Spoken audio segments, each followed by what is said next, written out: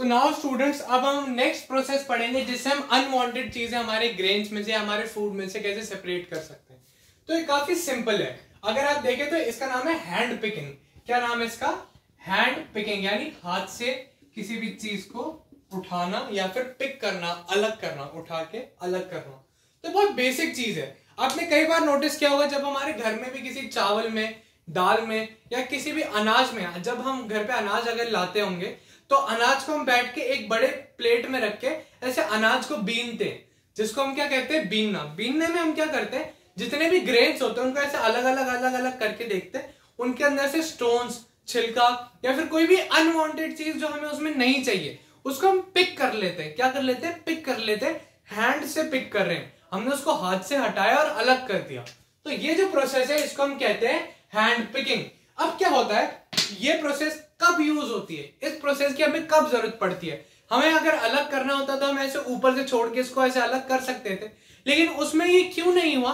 क्योंकि इसके अंदर जो अनवांटेड पार्टिकल है, यानी जो हमें पार्टिकल नहीं चाहिए, उसका वेट ज्यादा है, उसका वजन ज्यादा है। कैसे? जो ग्रेन का वेट था, हमने जब विनोइंग की, जब हमने उसको ऐसे ऊपर से छोड़ा तो हल्का वाला छिलका अलग हो गया, लेकिन मान लीजिए उसमें छोटे छोटे बहुत सारे कंकर थे, तो उसमें क्या होगा, जो ग्रेन के साथ कंकर है ना, वो भी ग्रेन में ही गिर जाएगा। तो जब ये हुआ कि थोड़ी सी इंप्योरिटीज, जो बड़ी इंप्योरिटीज थी, यानी आप मान लीजिए जो कंकर था हमें उसको अलग करना है, तो हम उसको अलग कैसे करेंगे या उसकी क्या प्रोसेस है? तो हम क्या करते हैं, उसमें हैंड पिकिंग का यूज करते हैं। क्या करते हैं?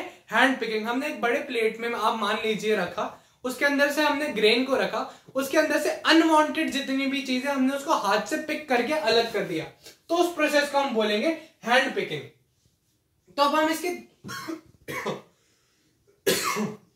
सॉरी स्टूडेंट्स, अब हम समझते हैं कि इसकी थ्योरी क्या है। क्या है? Use for slightly larger size of particle, यानी जो हल्के से बड़े पार्टिकल होते हैं हस्क से और जो ग्रेन से ऐसे हम अलग नहीं कर पाए, तो उनको जब हमें अलग करना है तो हम हैंड पिकिंग का यूज करते हैं। Slightly larger size of particles, this method is used to separate grain from impurities.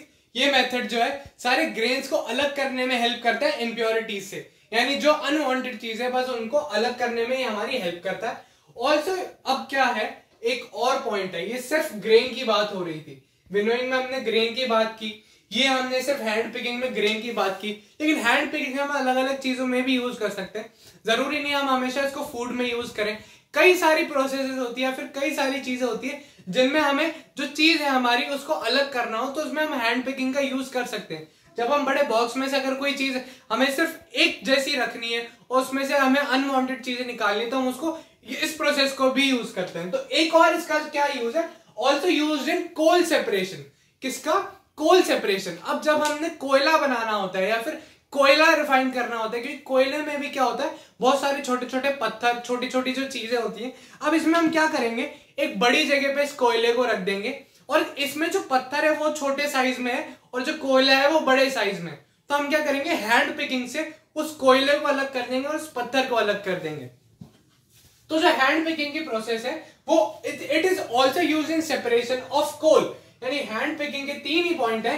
Use in slightly larger size of particle, थोड़े से बड़े साइज के पार्टिकल के लिए हम इसको यूज करते हैं। This method is use to separate impurities.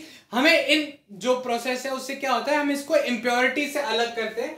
और जो इसका तीसरा पॉइंट है, also use in coal separation, हम इसे कोयला भी अलग कर सकते हैं इस प्रोसेस की हेल्प से। तो आप इसके भी 3 पॉइंट्स एक बार देख लीजिए और नोट कर लीजिए।